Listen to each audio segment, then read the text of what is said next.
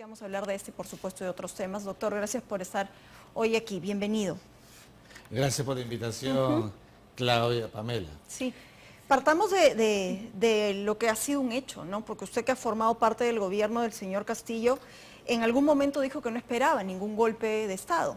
Nunca se conversó esto, nunca al interno usted sentía que en algún momento esta iba a ser una posibilidad que ahora nos tiene en otro análisis, frente a un asilo político para la familia del señor Castillo Terrones. No, yo pertenezco a otro capítulo del gobierno de Pedro Castillo. Claudia, por favor. Cuando yo estuve los 40 días, jamás imaginé, pensé que iba a pasar todo esto. Yo soy un demócrata. Entonces, uno llega al gobierno para coadyuvar, para apoyar. Se hablaba tanto de ensanchamiento. Claro. No lo hago con el ánimo de ofenderlo, doctor Rodríguez, sino con el ánimo de entender lo que parece ha sido un petit comité de golpe, ¿no? Sí, y yo lo que quería... Y en ello coincido plenamente contigo. Lo que yo quería preguntarle era eso, ¿no? ¿Usted en algún momento sentía que había alguien de espaldas a la democracia tramando esto, que incluso el propio asilo político era algo que se barajaba? ¿Cuáles eran las impresiones de quienes estaban ahí? Estás diciendo dos cosas distintas. Primero, porque si yo acepté ser canciller del Perú, fue para coadyuvar en la empresa del destino del Estado-Nación. Nunca pude ni imaginaría la posibilidad de que habría el intento de un golpe. Es imposible pensarlo.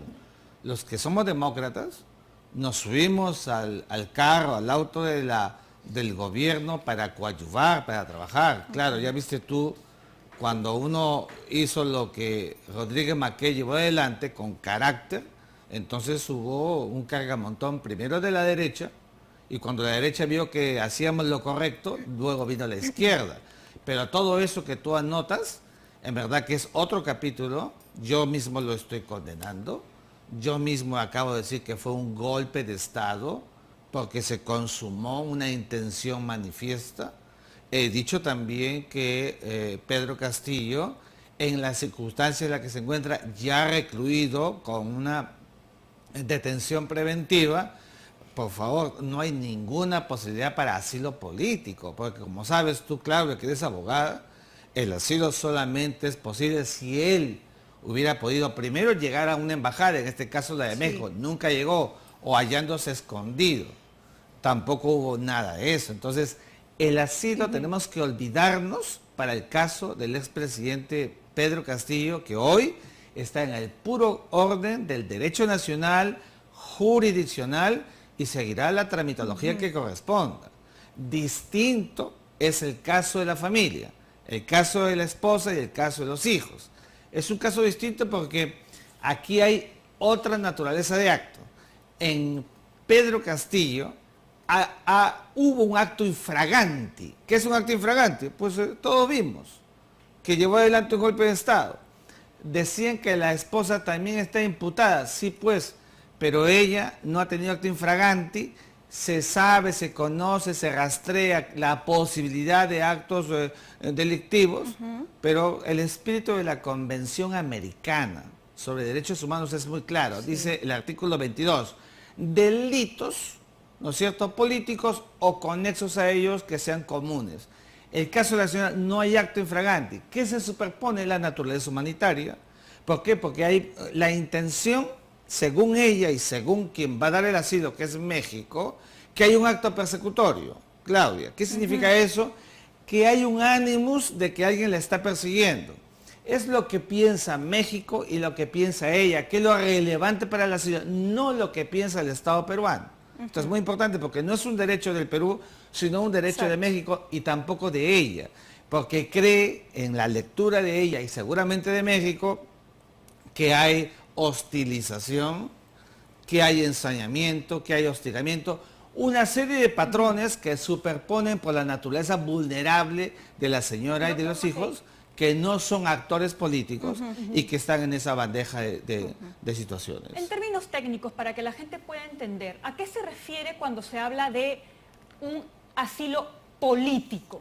Porque creo que ahí es la clave, ¿no? Sí. Cuando hablamos de político, no es un asilo cualquiera, es un asilo Sí. político, Lo que más pasa allá es que de la condición judicial que muy pueda tener bien, una es persona. buena pregunta, Pamela. A veces se cree que para que sea uno asilado político, se cree, y mal, tiene que ser pues un actor político en un partido inscrito o que tenga que tener una relevancia política como cualquiera que te Así puedas es. imaginar. Ese no es el concepto del asilo político. El asilo político es una institución que protege a quien se siente perseguido porque está directa o indirectamente relacionado con asuntos que tengan que ver con un clima político, directo o indirecto. La esposa es de un expresidente de Estado. Entonces hay un acto relevante. Ella está comprometida, no hay acto infraganti. ¿Puede merecer asilo? Sí puede, de acuerdo con la convención. Tenemos que ser muy claros en esto. Pero eso lo evalúa ¿quién? Lo evalúa el país otorgante. México, porque el asilo es una prerrogativa mexicana, no peruana. El Perú, ¿qué es lo que debe hacer? De acuerdo al artículo 36 de la Constitución Política, que dice que el Estado peruano consagra el respeto del derecho a asilo, reconoce el asilo. Si el Perú lo considera, entonces tendría que proceder a darle la tramitología, el salvoconducto para que dejen el Perú y vayan a México. Nos guste o no nos guste, son las reglas del derecho internacional que está en la Convención de Caracas de 1954. Y si nos basamos en las declaraciones que ha venido dando el Sí. presidente AMLO, uno podría entender que cualquiera sea la situación por la que atraviesa, incluso el mismo expresidente Castillo, podría otorgarle el asilo, porque Sí. como usted lo menciona, eso lo evalúan Sí. ellos. ¿Qué respuesta tendría que dar nuestro gobierno ante una situación como Bueno, esa? esa es la segunda parte, pero antes, para terminar la idea, es importante para que la gente que nos ve y nos escuche tenga claro, Pamela. El asilo, como es una prerrogativa de México, como lo dije ayer en la clase, se le puede dar al arcángel Gabriel como a Lucifer. O sea, eso es una prerrogativa y de calificación que tiene México, no nosotros. Esto es muy importante. Yo creo que a estas alturas del partido me preocupa mucho la reacción de Torre Tagle. No hay muñeca, no hay... Le falta firmeza. Falta firmeza, porque mira, ya incluso ahora es Chile que ha dicho que también se suma a señalar que no es golpista Pedro Castillo, cuidado. Es decir, están ya en una suerte de política internacional de mesa redonda los países comprometidos que son México, Colombia y Chile. Esto está diciéndonos que están pasando por encima de Torre Tagle. Lo que usted ¿Y hubiera cómo hecho es es... posible, Claudia, que habiéndose producido una vez más el pronunciamiento del presidente Petro, sigamos sacando notas de protesta? Lo que debimos hacer era, si llamamos al embajador en consulta, ya debimos retirarlo. Porque tiene que haber gestos en diplomacia. No lo hemos hecho y eso me lleva a concluir que hay una falta flagrante de reflejos en la Cancillería. Sí, justo, bueno, eso ya se adelantó a lo que yo iba a preguntar, ¿no? Sobre cómo era poner mano firme, que era retirar perfectamente a los embajadores. Pero quiero hablar del costo de un asilo, porque sí, no hay un acto infraganti, ¿no? El país otorgante evaluará la situación de la señora, de la primera dama, la señora Paredes, pero ella tiene una investigación abierta. ¿Cuál sería el costo judicial para nuestro país? Porque si en algún momento esta investigación camina, lo que tocaría sería extraditarla. ¿Se podría hacer? No se podría extraditar a alguien que ha sido asilado, Claudia. El asilo es parte de los derechos humanos y los derechos humanos son como sabes, un núcleo duro que es una protección que nada puede contra ello. Diferente sería si se escapa, ¿no? Si, por ejemplo, se va como el expresidente Toledo, ¿no? O el ex juez que se fue a España, Nostroza. Tampoco es así exactamente. Yo entiendo lo que ustedes quieren decir, pero tampoco es así porque ella puede, por ejemplo, aducir que ese ánimo persecutorio la ha llevado a salir del país. Entonces, transportaría ya no la figura del asilo propiamente dicho, sino la de refugio. Y entonces, ¿qué dice refugio? Es más humanitario que el asilo propiamente. Entonces, con esa carga, llegaría al país que finalmente sería México y tendría refugio o el asilo. Entonces, doctor, le cambio la pregunta. ¿De qué manera podría ser el Perú para evitar el asilo de la señora Paredes con la finalidad de que ella se siga poniendo a derecho en este Muy país. bien, el único formato posible es que un juez dicte su detención. La señora se detenida y ya está en el ámbito de la detención y ya no hay formato para que pudiera ser objeto del asilo, porque el asilo solo te protege cuando estás en la capacidad de escapar.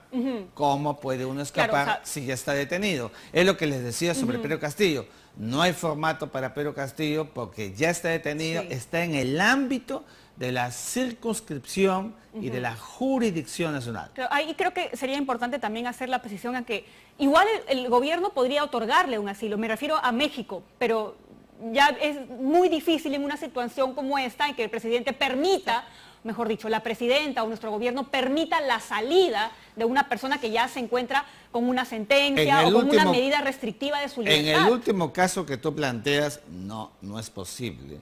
Porque para que un Estado conceda asilo, tiene que tener ya el impectore, la protección de quien lo ha pedido.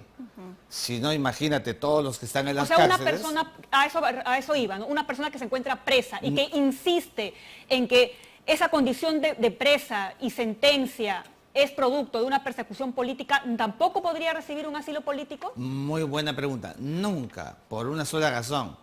Para que el asilo opere, tiene que primero ingresar en una embajada o estar escondido. Si estás en una cárcel, ya está dentro del derecho interno de la jurisdicción punitiva peruana.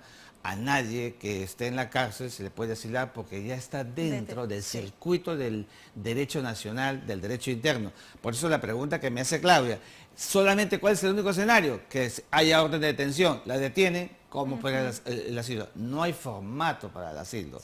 Ella en estos momentos está en libertad condicional, en fin, la que tenga. Si ella en estos momentos va a una embajada, entonces el asilo opera mucho más rápido todavía. ¿Qué tiene que hacer el gobierno del Perú? Otorgar el salvoconducto para que deje el país. ¿Es obligatorio hacerlo? No.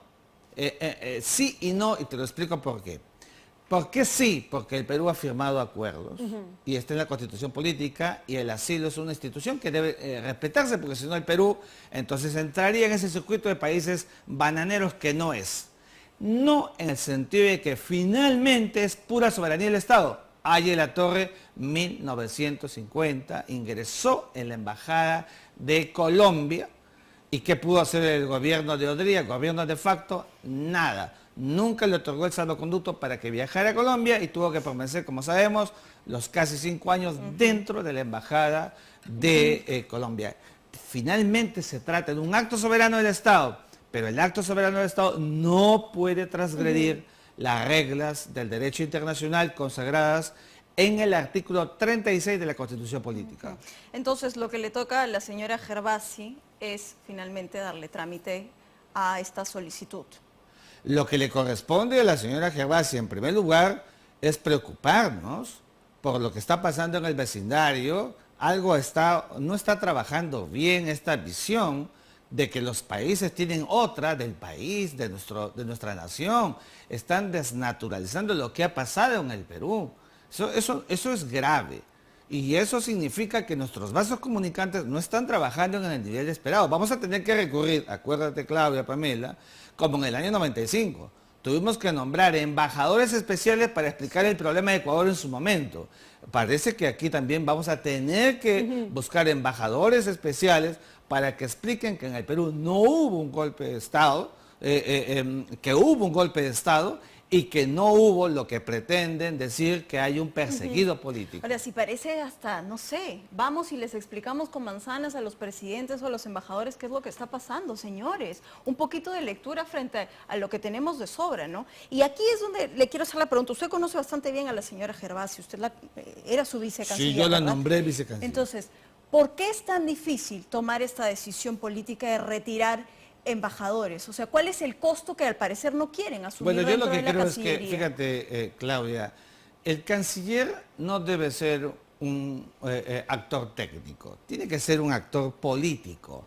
Acercarse al presidente, decirle el ida y vuelta, los escenarios. El canciller es el jefe de la diplomacia, no es jefe del servicio diplomático que era ella cuando yo era canciller y ella era la viceministra. hay que actuar políticamente. Y nada le va a pasar, decirle a la presidenta los escenarios A, B y C. Acuérdate, cuando pasó el primer volumen de respuestas de los países, entre ellos México y Colombia, la llamada en consulta a nuestros embajadores vino 5 días después. O sea, la falta de reflejo 5 días después. Y eso es plancha quemada, eso es a cuentagotas en la política exterior. Ahora acaba de pasar ayer estos videos que hemos visto.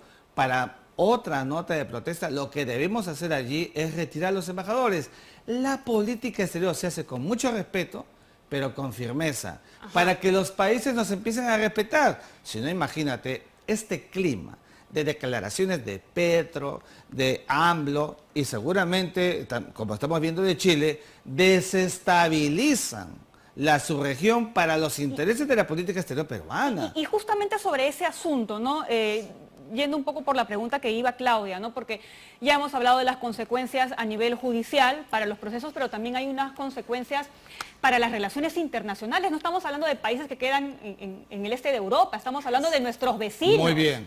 Sí, yo creo que tenemos que cuidar mucho nuestras vinculaciones. Mira, el caso de Chile, Colombia y México son nuestros socios de la Alianza del Pacífico, el espacio más exitoso de los últimos tiempos, la octava economía del mundo, y con 63, 64 países observadores.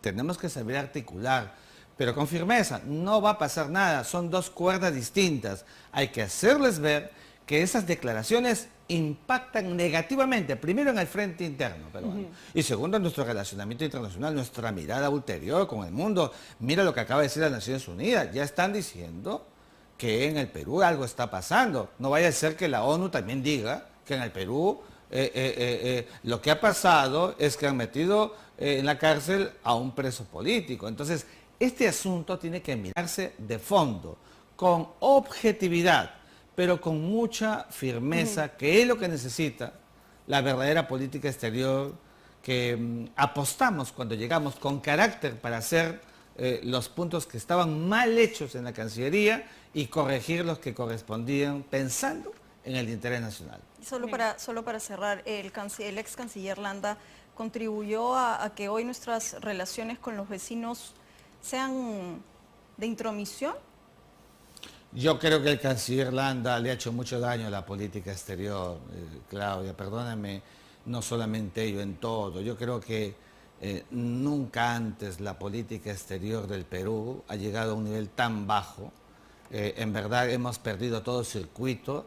Tenemos que reconstruir nuestra mirada internacional, mirando a Víctor Andrés Belaúnde, a Alberto Ulloa Sotomayor, a Carlos García Bedoya, a Javier Pérez de Cuellar. Le ha hecho mucho daño y va a costarnos mucho recuperarnos de esos tiempos, estos estragos que le ha cometido a la política exterior peruana. Le agradecemos, doctor Rodríguez Mackey, por haber estado esta mañana aquí en Buenos Días Perú, y estar atentos, ¿no?, a esta solicitud y las consecuencias que pueda tener.